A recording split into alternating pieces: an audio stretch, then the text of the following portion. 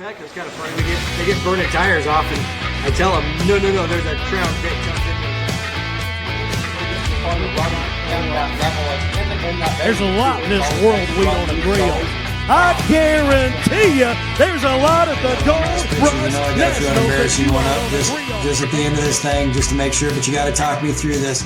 I don't know where the hell your hand's going here. Sit back there in the pits while you're working on the car, look up at the big screens.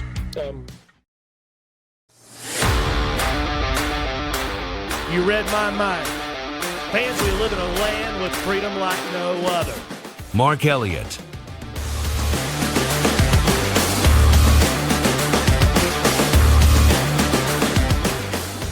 And Parker Lazenby. Get ready. Lights, camera, action. Welcome to the premier broadcast home of Demolition Derby.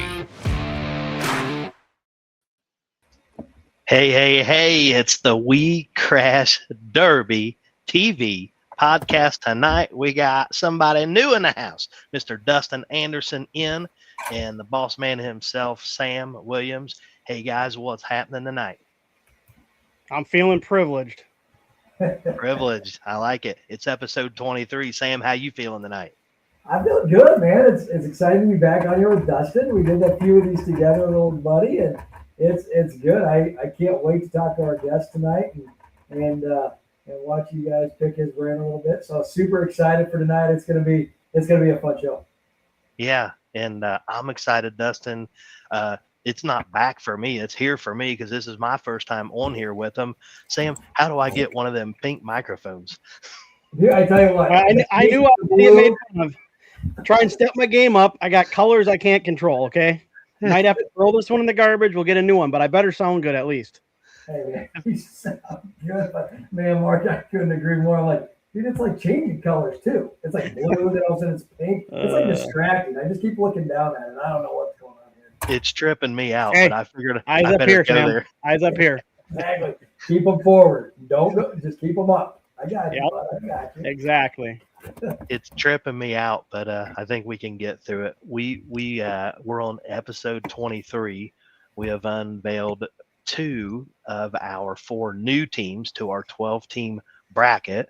We started off with Team SRDB. We had Mr. Devin Allen on, and then we went with Team Triple Threat as team number 2. We had Mr. Zach Eaton on. Sam, I don't know about you, man, but I've got some positive messages and some people excited about at least those 2 teams, and we've still got 2 more to talk about to make up that 12-team bracket. Well, the cool thing is, Dustin, you and I come on here pre-show. We're BSing a little bit, and Mark has to throw out there, just so you guys know, I've had 13,000 views in the last 24 hours. I think you and I just lost our job. 100%. We're done. Mark is now the face. Mark and Parker are now the face of WeCrash. And, now all we're going to hear about is 13,000 views in 24 hours. I just want to see if the guy below is going to break that record. So we're going to see what's going to happen here. But I'd be willing to put some good wagering on this that it will. When does Facebook start paying us? I mean, do we got to get? Next thing you know, we'll be content creators. Yeah, nope. Hey. We are. Yeah, Dustin. We're gonna start this now. Okay. Well, I'm gonna. Yeah, let's pick on Sloan. Why don't we? But nice. I'm gonna pick on your own. I'm gonna break it up and let's give credit right off the rip where credit is due. Tonight's episode 23 is sponsored by none other than Mr. Ralph Legis and Team Gray Area Demo Parts. Sam, fire us up right off the bat with a Gray Area promotional video.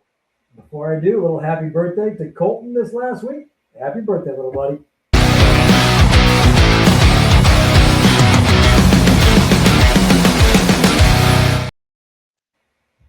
Good catch, Sam. That's why I seen the pictures of him on his side at Gold Rush. People picking on him. What is Wednesday happy birthdays are digging him out of a car? Yeah. That's someone I like talking to. I see eye to eye with him. Well, That's not Dusty, making I- very many people. I'm liking Dustin already, man, because I'm a slow listener, so he's gonna crack jokes all night, and I'm gonna be on like a 5-second delay. So if I start laughing at awkward times, Dustin, don't mind me. I'm just catching up. Perfect. I It's don't that. make fun of height, Dustin. I've learned a long time ago, buddy. I'm lower than most of them, so I don't make fun of it, man. Don't You make fun of me. Well, you're my little buddy. So Oh. of course. There's the little thing. Hey, I think it's the fancy microphone and the fancy camera. I think it's got you 3 steps ahead already, my friend. I agree. No going half-assed. All the way. This is proud of you right here. Proud wife moment, bud. Nice. Yeah, and I like the preparation. And speaking of preparation, tonight's guest falls nothing short of preparing to win on all levels, including reaching out multiple times today to make sure he had what he needed. And I was impressed with that because, the guy gets a rap for not wanting to do things like this. So for him to turn his comfort zone inside out like we all do every week, it means a lot to us. So Sam, we got a guest tonight, man. Do you got a promotional video fired up for our guest tonight and ready to rip? I do. Here we go. One of the hardest guys to beat in the country. Man, he is on a hot streak. Winning at Bristol, winning down at Capital City Carnage, winning everywhere he goes. The 86.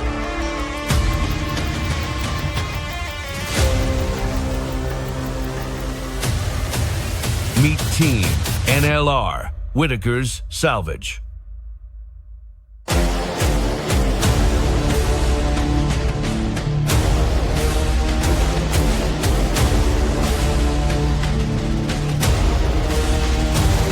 Spartan!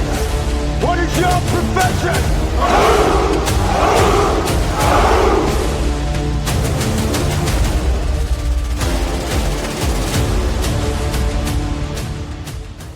Please welcome Bob Whittaker.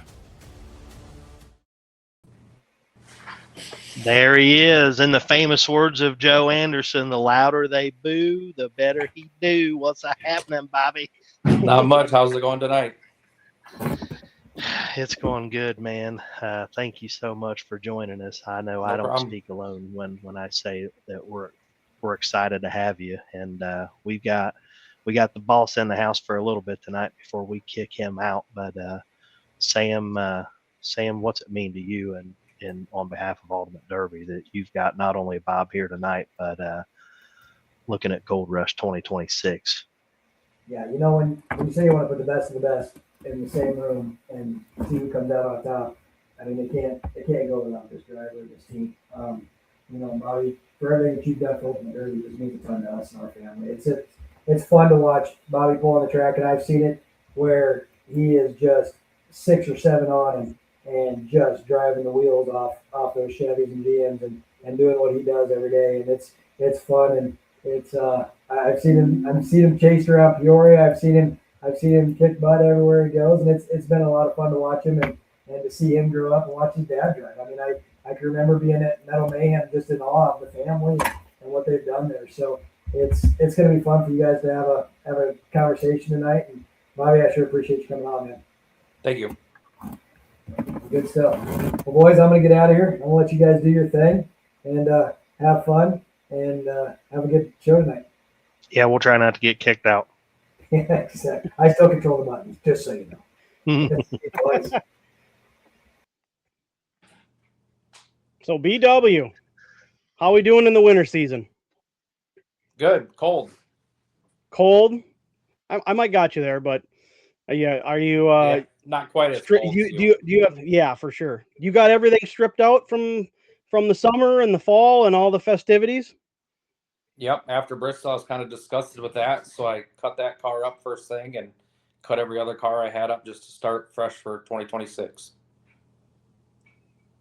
Awesome. That's a plus. Yeah, that's good. That's half the battle is getting everything cut up and put away. No doubt, 100%. man. Because we were talking about procrastination earlier, and that's, man, when you set a car off to the side, pulling it back up is like, No. Yeah. It is funny how you said you were disgusted with the car, and isn't it funny how some cars, maybe they ain't even junk, but you're like, I just don't want to look at it again. It's bad luck. It's whatever. And That's it's just, I exactly. think that's definitely a thing that really revolves around our sport, where like either I'm going to sell it or I'm just, well, in your case, you have a very easy way straight to the crusher. Yeah, that's one buyer. He never complains what it looks like. Exactly. the crusher never complains what it looks like. It'll take them all. I like it. I actually put it in the museum so the kids can look at it whenever they want to. But yeah, tell me more about this museum. So I pretty much saved pretty good portion of every car I've ever ran. They're in the back of our scrapyard, so we just go back there. We call it the museum. So like, Dude. I got Bristol winners. So they're all crushed and stacked, but no, they're I don't want to crush them because then you can't look at them. Okay. So they're pretty much just double stacked, triple stacked on top of each other. Dude, that's amazing. How do we get tickets? This is better than Graceland. You probably have to buy paper. It'll be on pay-per-view one of these days. I hope we can help with that. Hey, I know a guy. We'd love to come film it. Man, that's gosh, Bob, I've thought of a million things like what will we talk about tonight, but I figured we'd just roll with the punches. And so you've got this scrapyard. You don't live there, do you? No, I live about 2 miles from here.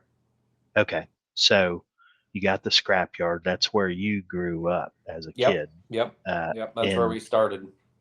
And did Dad have that before you were even born? He started it. Yep. I get you. Wow. So I'm painting this picture for myself and anybody listening.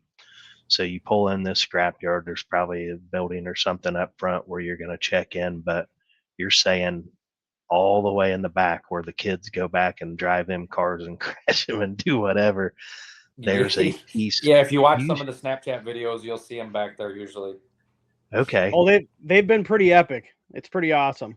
I'll have to pay better attention to the background next time, though. Yeah. You said like a lot, if not most, of the cars. So we're talking. I got a pretty good portion of them. Yeah.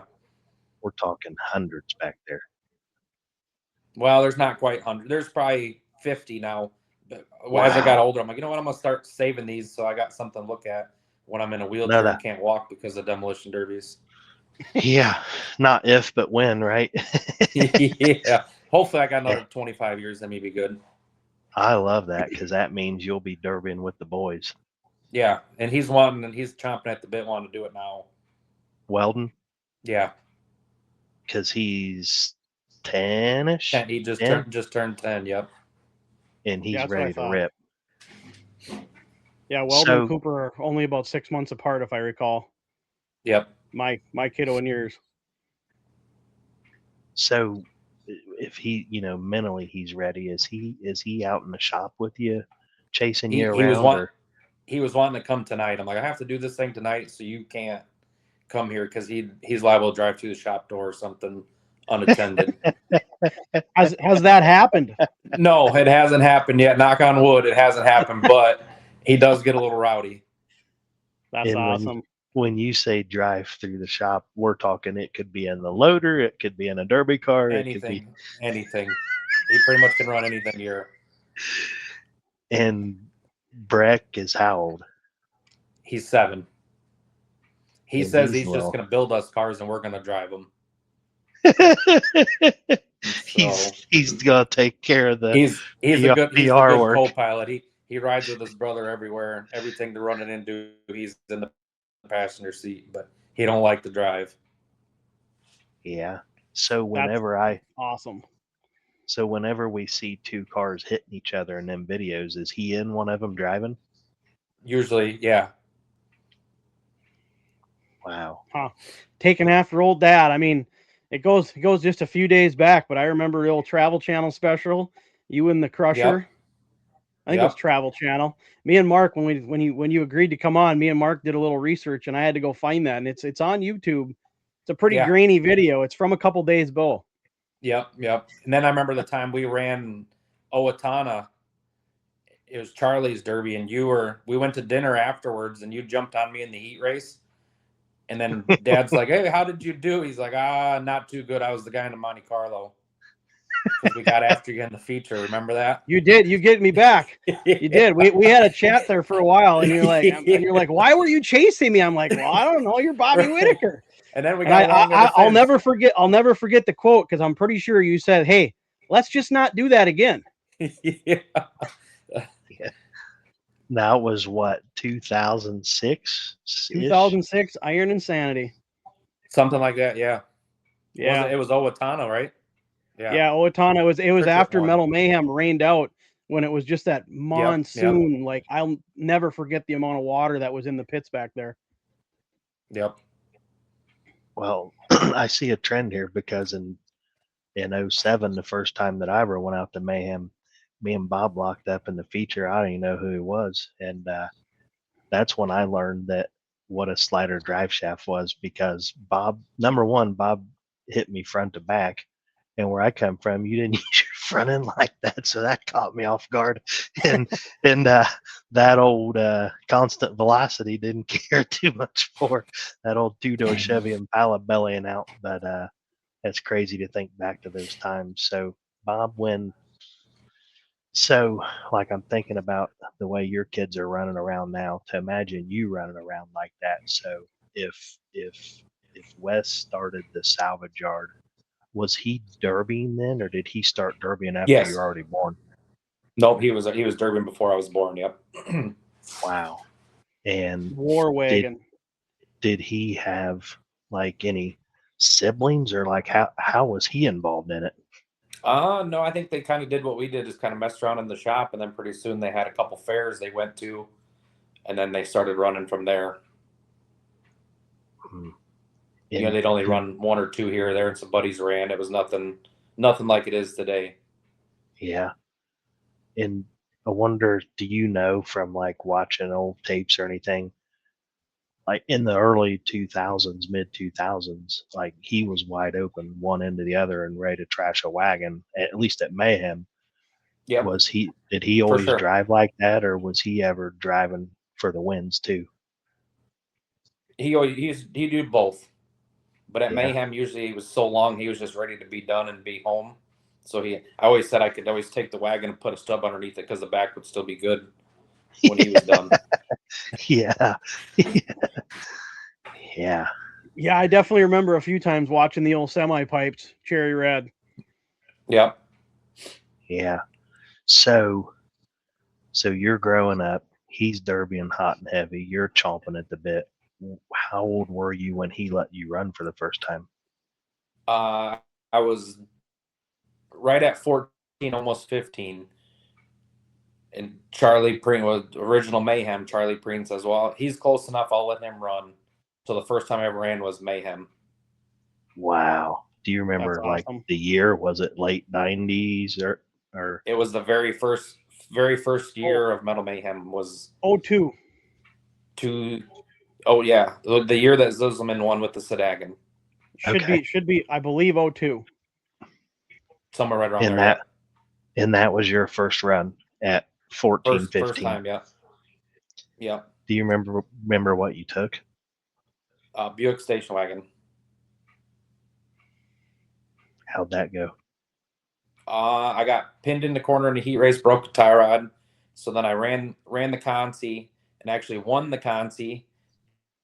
And the old man was like, "It's going to be too rough in the feature. I don't want you to run the feature." So I had to sit the feature out.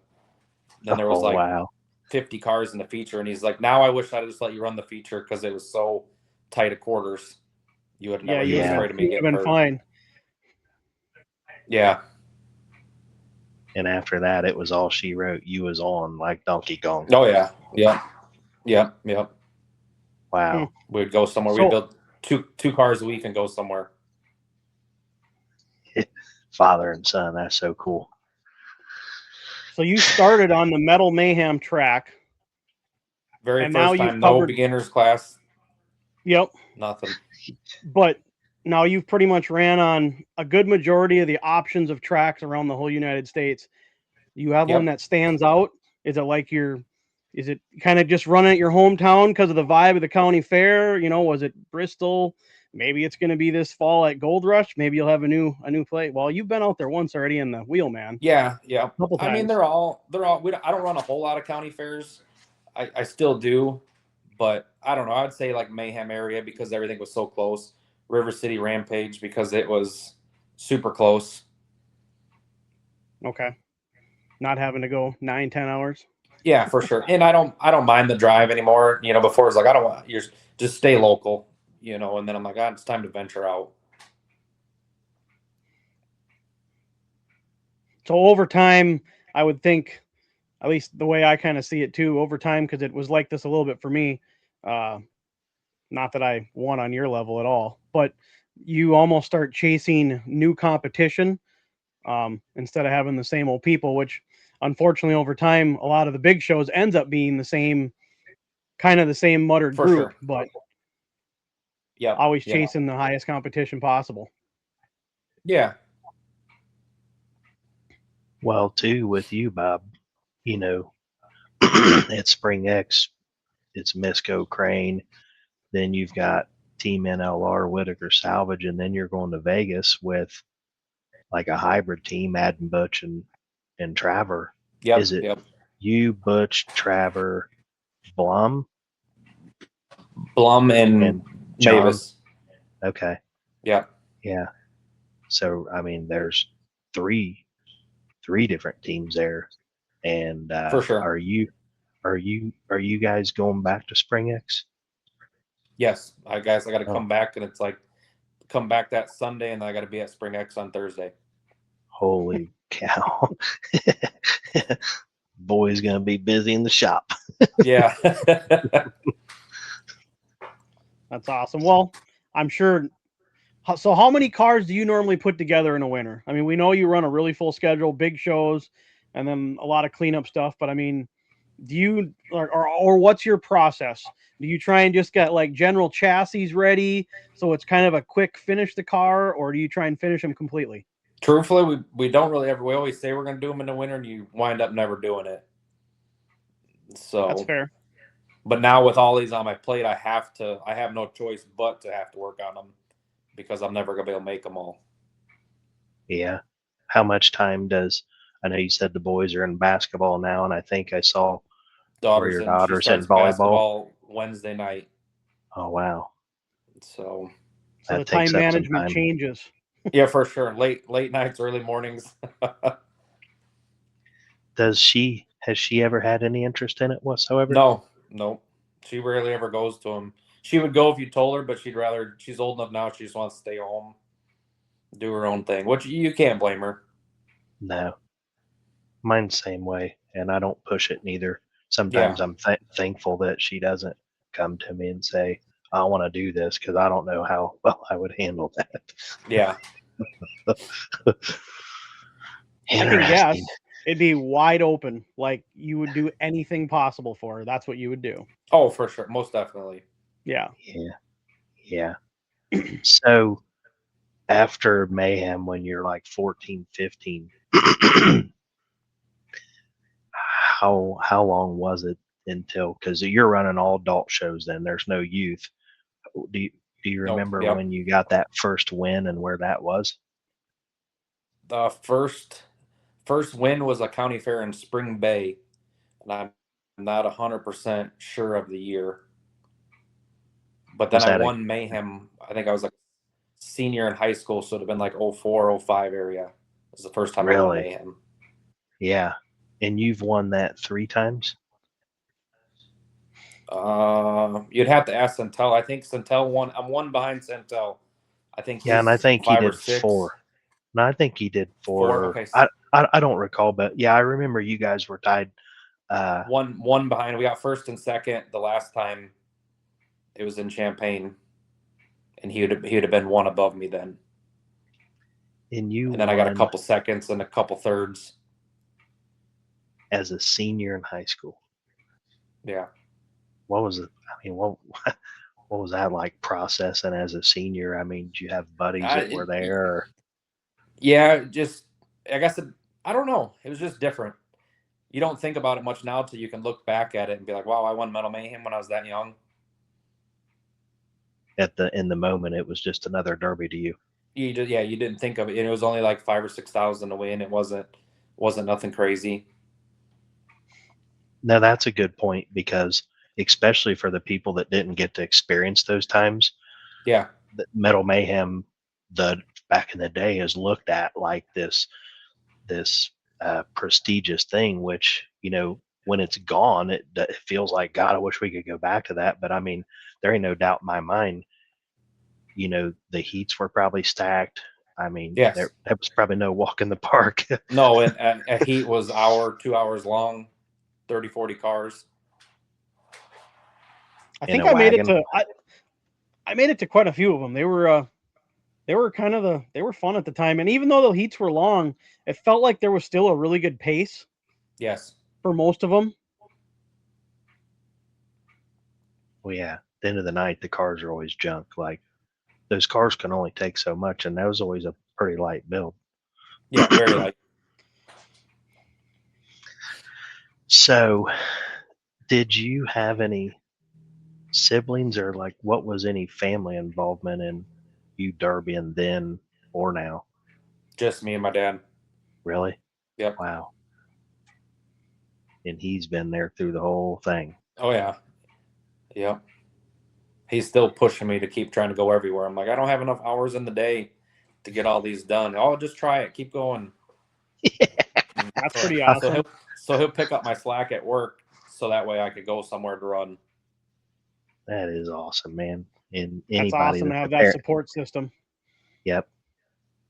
All three of us as parents, and anybody listening, you said it, Dustin, when our kids want to do something, it's like, and now me being a grandpa, it's like, take my wallet, here's my routing number to my checking account. I don't care what we're doing. So if it was like, they're like, we want to go derby, I'd be like, hell yeah. And the wife would not feel the same way. Yeah. Yeah. She don't care. She just happy if I'm busy doing something that ain't bugging the piss out of her. So just you and Dad, and obviously a bunch of buddies. Yep. Who's your main help, like, over the years or now? I got Bradley Jones that helps me a lot, and then Don Yep. Cook. He comes up in the summertime and helps, and he goes back to Texas for the winter. Okay. Oh. And Bradley, he's good, man. He's a good kid. We ran pack a couple times together, and then we got the whooping at Madison, but we still came to pack. Everybody thought we wouldn't come back. I'm like, we got to still try it. Yep. That was honestly, I know it was a whooping, and you knew it was coming.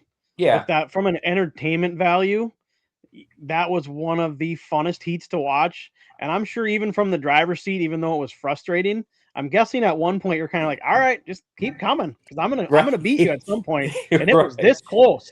It was. If the motor wouldn't let down, I would have been all right. But yeah. I'm a hyper visual. I watch everything, and I watch people in the car. And ever since I've been little, I watch the people that I think are going to win. And watching you, Bob, as a fan, I mean, outside of being a friend or somebody that's run with you on the track, watching you as a fan, whenever that heat comes, you hop up in that seat, and I wish I could read your mind to what's going on, but I don't know that I've ever seen anything quite like it. Whether it's 2 people or 20, do you feel yourself hop up in that seat like that? Oh yeah. And it's almost like, it's kind of stupid, but it's like over the top when he flips the hat backwards or something. Or I remember my girlfriend or somebody used to say, like, when I see you grab that 9-wire and pull yourself up, well, that's just me trying to dig my fat ass up out of the crack of that seat. But like, but I mean, seeing you hop up out of that seat, it's like, as a fan, it's like, oh yeah, the shit that's coming. And as a fan, you almost know that you ain't going to be some pushover. So, what? I don't even know what question to ask. I'm just so curious. What drives you in that car to have that fierce, like, you're going to have to kill me before it's going to take an act of God, or there's no way you're going to beat me. Like, what's going on in that mind? I guess it's just something that I've always been good at. So that's just why I kind of like, I played basketball and sports in school, and it wasn't as fun as derbying. So then it just kind of pushes you to do more and more every time you go somewhere. It's a winner's mentality, regardless. A driven winner's mentality. For sure. That's weird you say that, Bob, because I remember feeling like for the first time in my life, it was something that you didn't have to be picked for. That, like, yeah, it's you and that steering wheel, and ain't nobody. It's whatever happens is on you. You built the car. You have to control everything. Yeah. Yeah, I think there's something to be said for that. I mean, even bringing it full circle back to, you were talking even sports, it's really cool to be part of a team. I guess even the team derby part of it, but there is something to be said for whether it's derbying or, I don't know, playing golf, something like that. I know it's completely other than the spectrum, but it's you in your own brain and your own mind, and it's on you to figure out mentally and physically how to make it happen. Yeah. Yeah. Well, so Bob, like, what's and if you don't know, that's okay, but I'm just curious, like, what's going through your mind when, let's say, Peck, and it's really 6, but it feels like 10, and you can't even turn one way without somebody hitting you from the other way. Like, what's going through your mind to not lose your shit? I'm not for sure how to put it, but it's good that you can take the whooping and still beat them afterwards. I don't know. There's an adrenaline rush off of that. It's the adrenaline rush that you can't get worked up, but you're still worked up, where you want to kill the guy, but you still can't kill the guy. Because there's 5 other ones that are going to come. There's 5 other ones that are chasing you after he's done. Or you only got so much car and you got to be careful how you use it. Yep. Yeah. It's just a heightened focus. Yeah. Well, I think calm, you cool, and collective. Yeah, Amen. We hear that. We've always heard that.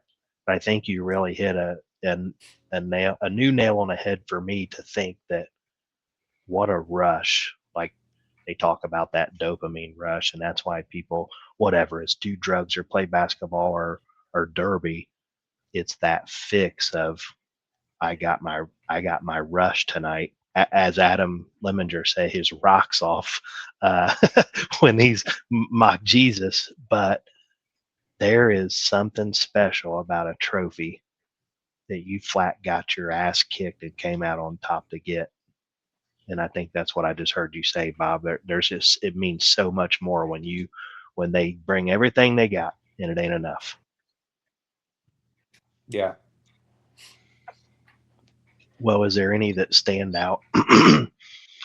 Like, obviously, we've been talking about Madison or Pecatonica, but is there any trophies or cars that's back there in that junkyard that stand out to you? That's like, every time you look at it, it takes you back to that place. Like I effing did that. Maybe probably a couple Spring X cars might be back there. Spring X is usually really tough. Every year it just keeps getting harder and harder to win. Like the last couple of years has been a battle, That's the truth, man. I mean, it's coming. Like, it's not if, it's when. Exactly. And when it does, it's like, Jesus, it's like they're coming from everywhere. Yep. You definitely got to have your head on a swivel for that. Which I get it. EPR, everybody, we all get along, but they want to win. We want to win. Schaffner's team wants to win. Derby builds. It's a tough place to win. You're right about that. So when it comes to team shows, obviously a lot of them have went to the head-to-head format. The way you're talking there, and then you just put the prestige of like Spring X and how the pecking order went in the feature. Do you still prefer that, or do you like the head-to-head format? I really like the head-to-head because you have to win or you have to lose. There's no politics when it gets to the feature that this team's got 3 guys and that team has 4 guys, and let's take that team of 4 out and then we'll work together. I think most people agree, but just the way that you put Spring X, or like how you were saying that, I was just wondering if maybe you looked at it a little bit different. But I think that's the general consensus, to just cut the politics out. Yeah. Because it can be pretty interesting when you got deals lose. with 2 teams and you don't know when you're the short stick. Yep.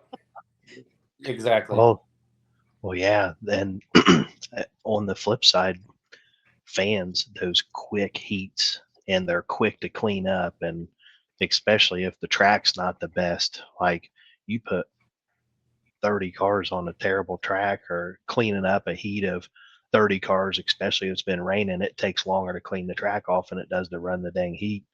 So I think for fans, even it's good. So like, since you said that, because there is what pressure to, like, you go out there and you win or lose, and I've said it at least 5 or 6 times in the last 6 months, but you can fix a car, but you can't fix a loss. And a lot of these team shows and Gold Rush last year, when anybody lost on that first day, and now they're in South Dakota for another 4 days, and there's no way they can win the Derby, and that's why every one of them went there.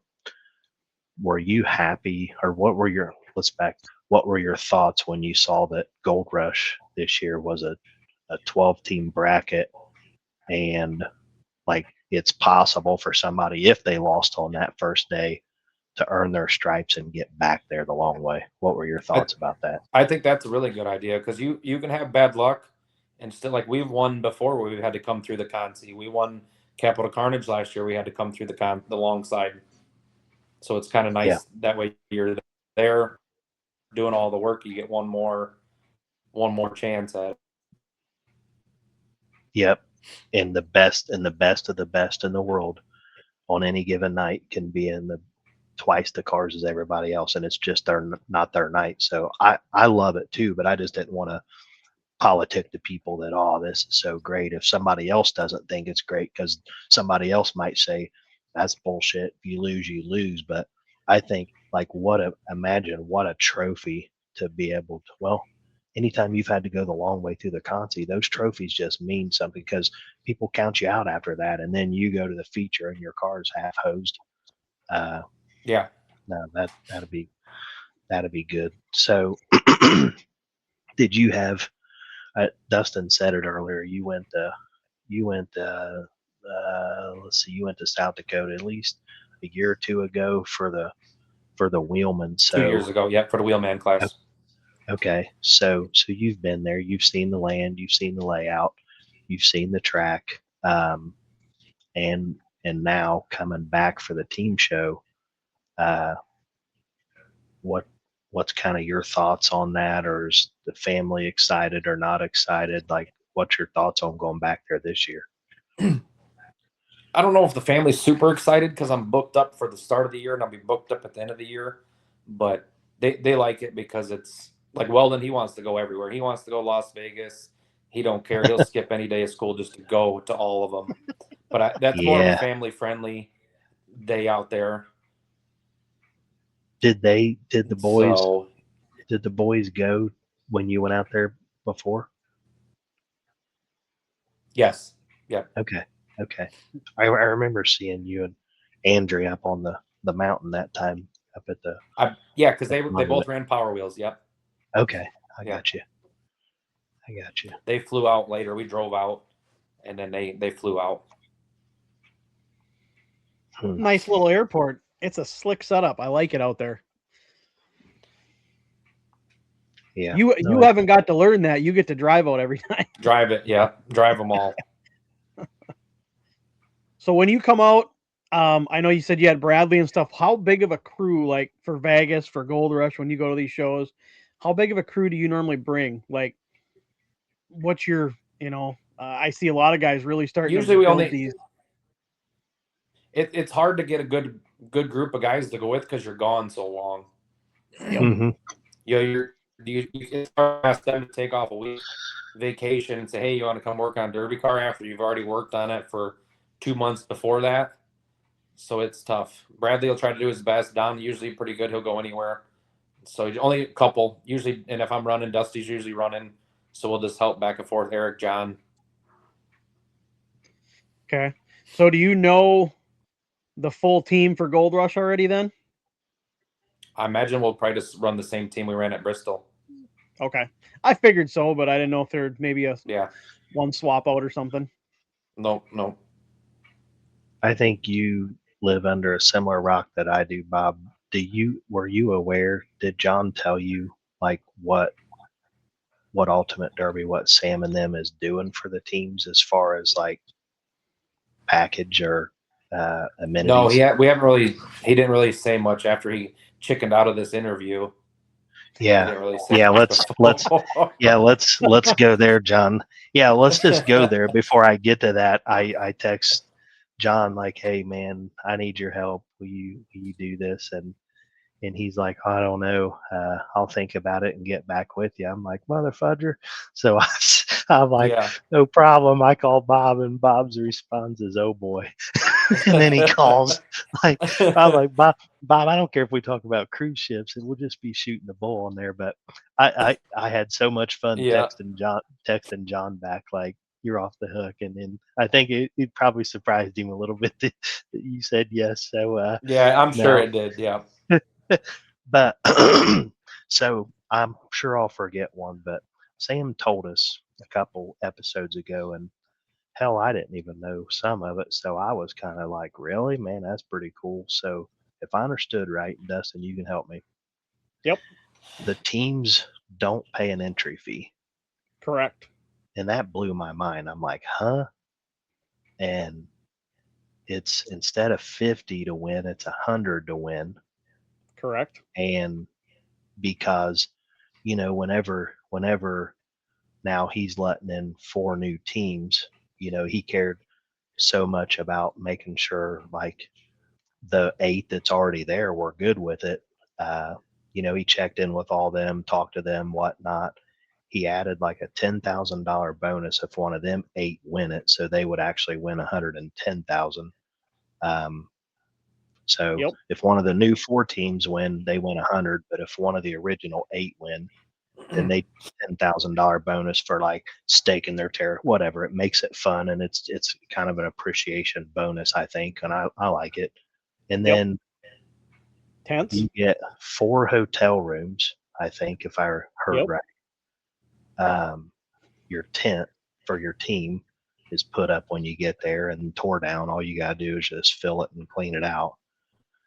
And then there was something else. There'll be some type of custom apparel, maybe a coat or something embroidered or something when you show up to your hotel room too, for the drivers. So, what are your thoughts after hearing some of that stuff, Bob? That's a lot for making it work. So we appreciate that. No doubt you and anybody would appreciate it, but I guess it blew my mind a little bit about, because I had this thought that promoters, like, they take what it costs to run somewhere and they use that to try to pay either all of the prize money or a good chunk of it. So when he told me that, and it was we were live recording, I was like, huh? Like, I thought the hotel rooms and the tent and all that was pretty awesome, but I guess that just caught me off guard about the entry. I was like, oh, that's I mean, Bob, how much sacrifice resource wise? I mean, is there like a number that says, hey, if I'm going to go run this show and travel this far, it's going to cost X dollars? I mean, have you done enough to realize I'm about to spend this much money? Oh yeah, we know. Every time you go somewhere, it's just like, this is going to be so expensive, it ain't even going to pencil out at the end if you win it. But it's your hobby. It's not your day job. Yep. So with that being said, do you think, like, you already said that that's pretty cool that they're doing that. But if promoters did more stuff like that, would that mean as much or more than the money at the end? I would think it'd help a lot because it gets expensive to travel. Even like all the rooms start adding up. If somebody comes with you and you get a room, you're gonna be there for a week. It's gonna cost you $1,000. At least you can kind of push that off, and you can give your guy the room for free, and you can pay for your own. But no, and I believe on the room side of things, I think there's a option too for you guys. In addition to the 4 free ones, I think you can get another 4 or something for a discounted rate, or a 1 more per person for a extra discounted or something. So that's just something for your team captain that to helps a get lot with them. That helps a lot, just being able to save the rooms, so that way when you do sign up, you can say, well, I'll take 3 extra rooms for your people to be with you, instead of they got to go down the street and stay somewhere else, and it's just a pain in the butt. Yeah. Now, when you went for the Wheelman, were you able to get into that hotel, or did you have to stay down the road? We stayed down the road because we knew we were going, but then we procrastinated enough that it was, and then everybody else is like, oh, let's stay down the road, which it wasn't very far. Yeah. It's not, but it's no different than Blizzard Bash and some of them. It's so nice just to walk out of the hotel and go right across there. That's really nice. Yeah. It makes it way, way more fun. Yep. Yeah, no doubt. Well, crap, man, Dustin. You can come back and not have to leave. Yeah. Honestly, I think I was there from Sunday to Sunday last year, and I left twice, once for groceries and once to go out to eat with Mark. Yeah, and that was good food. I ain't going to starve. I thought you were going to hurt. I thought you were going to hurt the lady at Texas Roadhouse when she brought us 1 basket of buns, and he's like, "Ma'am, where I come from, they just bring a group of guys like this 2 baskets right away." And she's like, "Oh, I'll bring another basket. I'm so sorry." And extra butter. Mark was hangry.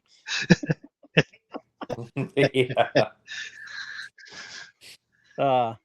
Well, Bob, man, you're gonna have a busy year. Are you doing Capital City this year too? Yes. Okay, so Capital City, Vegas, Spring X, all within about a month and a half apart. Goodness, you a glutton for punishment. That's awesome, and I know we'll be rooting you on. I may or may not see. I'm still chewing on going out there maybe with Butch and Jody. I enjoyed going out there the first time they had that, and then since you guys are running, I don't know what that's going to look like, but I know not only do you got to slave on cars all week, but it's 100 degrees. Yeah. So, anything, I know you probably didn't have many expectations for tonight, Bob, but anything else that we didn't hit on, that why we got you on here, that it might be worth?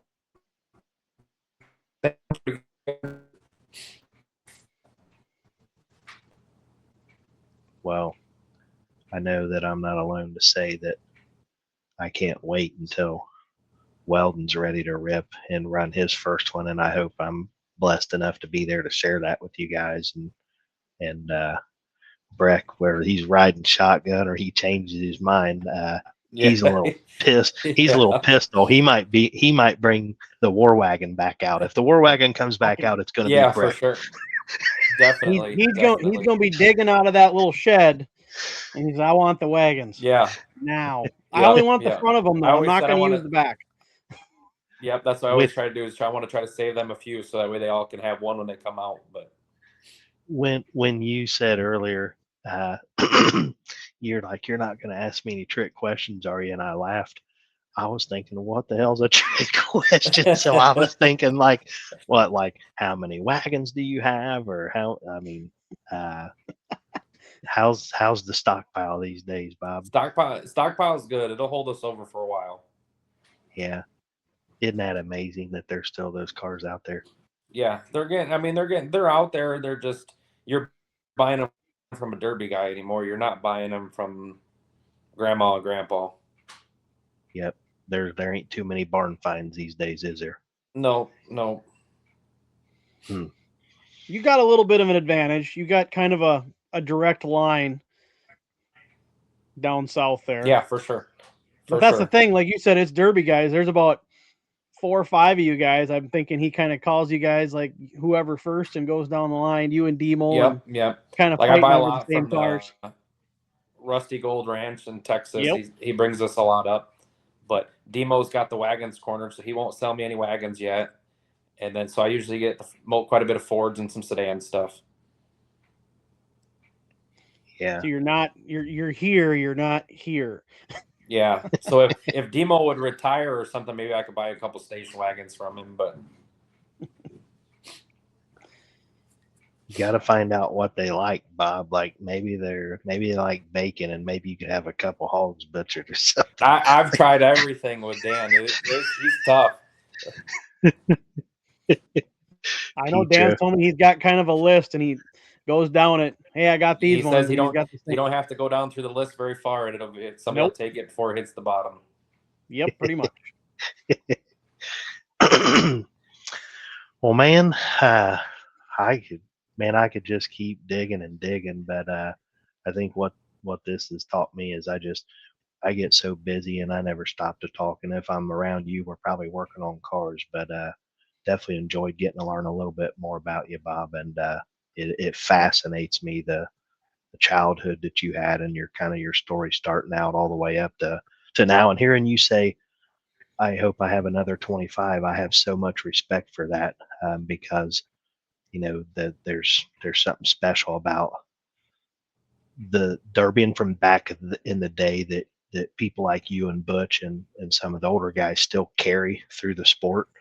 And there's a lot changing, but it feels like you guys still keep those roots strong. So, man, I appreciate that you're still even putting cars out like that. Dustin, man, you got anything takes else? A lot longer than it used to. Like I said, I'd build 2 in a week, and me and the old man would go somewhere, come back, and we build 2 more and go somewhere the next weekend.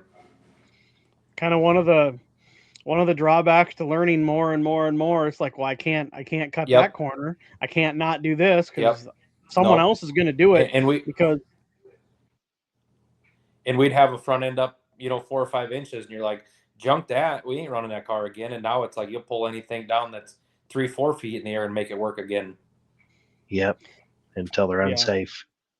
There's a lot of things that have changed, probably not for the good, but in the sport. But there's a lot of things that have been pretty cool developments too over the years. Just from, I don't know, we both kind of started the same era and I kind of seen the same change, and it's been a pretty aggressive change. Yeah. Oh yeah, and I've said that before when it's like everybody wants to get there, wherever there means, I don't know, but as fast as we can. And I'm like, man, if you think about Derby in the late 90s compared to now, over the course of the last 30 years, it's night and day difference. I mean, it is.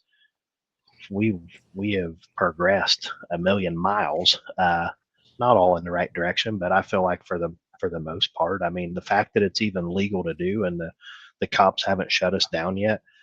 It's like, shit, what more do you want? Oh, you want a good payout? Shit, you're lucky we're even allowed to do it. In today's world, definitely. With safety and all that on every corner you turn on. It's like one of these days, I hope that they don't just shut us down for doing it. So don't give them any ideas, Mark. Get in their headspace, pack that in the back. Yeah. I didn't say nothing. Well, I'll never understand the world we live in, so I'll just keep shit like that to myself. Exactly. Well, Bob, thank you, man. We appreciate you being on, and thank you. I hope we've expressed an ounce of how excited we are that you guys are coming to Gold Rush, because you can't advertise a badass show or saying things like best of the best or some of the slogans that people throw around. I would hate if you guys weren't a part of it. So I know I'm excited. I know I'm not alone. Dustin, you got any last words for Mr. Bob? Yeah, I just appreciate you coming on here. I thought it was pretty awesome when he said you gave the green light, and thanks for sharing some of your story. And there's a lot of people that probably are fans of yours or just like to boo you. But either way, I think everybody Probably a little bit more boo. probably. But the straight fact is, you know, you keep your circle pretty tight and opening up a little bit to some people that are going to get out and get to see this. And I think that's probably the coolest thing. And it's going to be on here forever. It's something your kids can go back and watch. And yeah, we appreciate having you on, and I hope you have a really good summer. And we'll see you probably, I don't know, probably see you a couple times this summer, and then see you at Gold Rush. Sounds good. Yeah, and tell Weldon next time he can come with you, and he just can't be in the shop driving shit through the wall. He actually has to sit in there with you, and we'll let him do most of the talking. He probably would. All right, Bob. Well, man, until next time, we'll see you soon, I hope. Okay. See you, Bob. Take care. See ya. Bye. Mr. Dustin. Kind of like an onion. Just start peeling the layers back. I like it. What a good dude.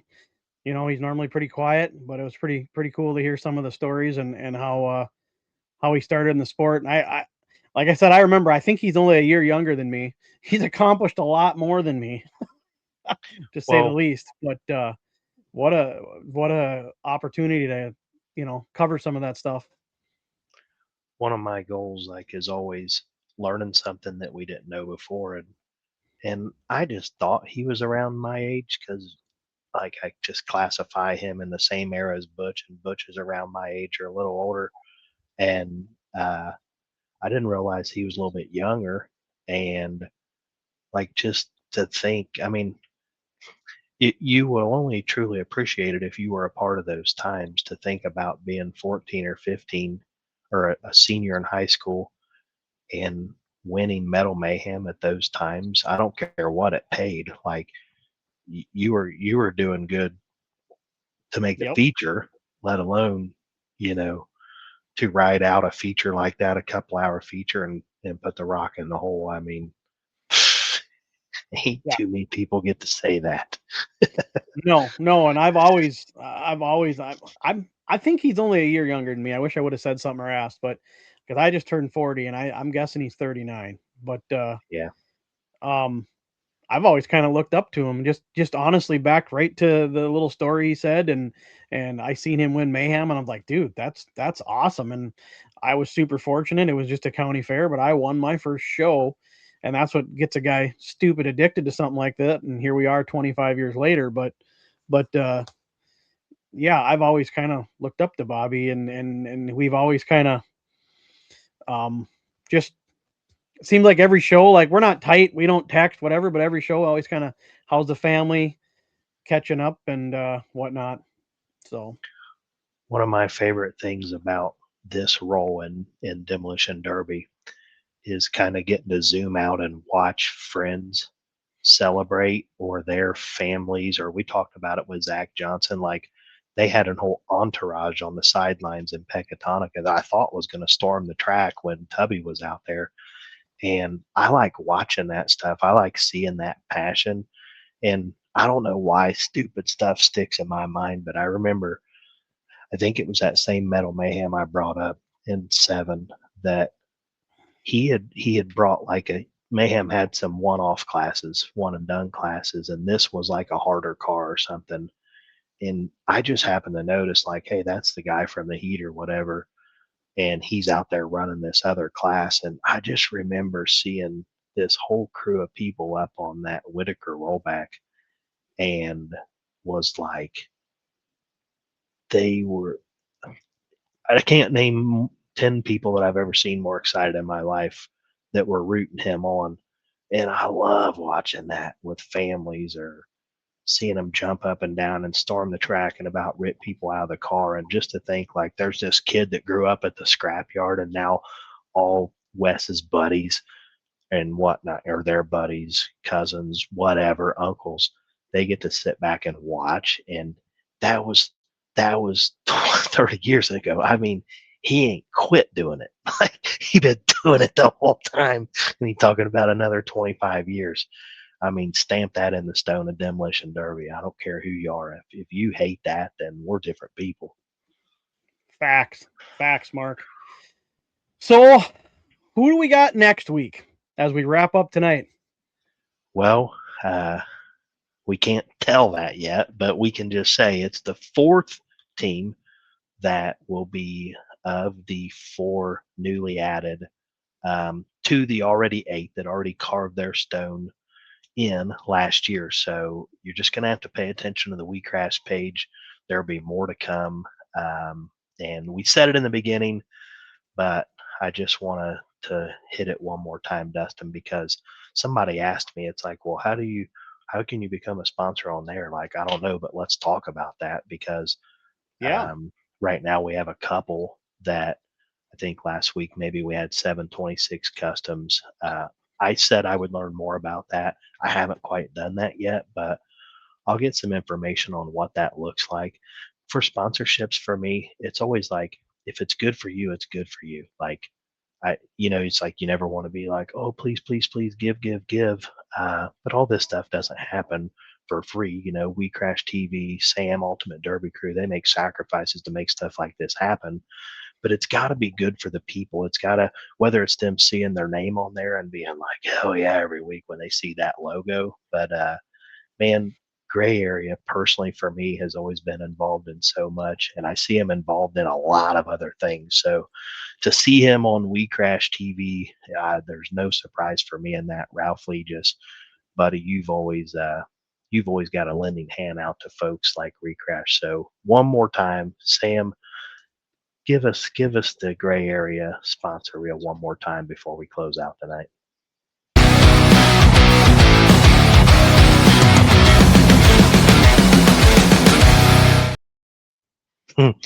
Short and sweet, Dustin. We could go sweet. What he's got, but it's pretty much, if you want it, go to his trailer. He's probably got it. Yeah. Yep. Pretty much.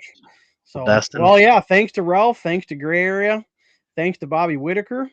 Yes. And thanks to you, Mark, for letting me hop in this week. And I guess we'll see who's your guest or who's with you next week.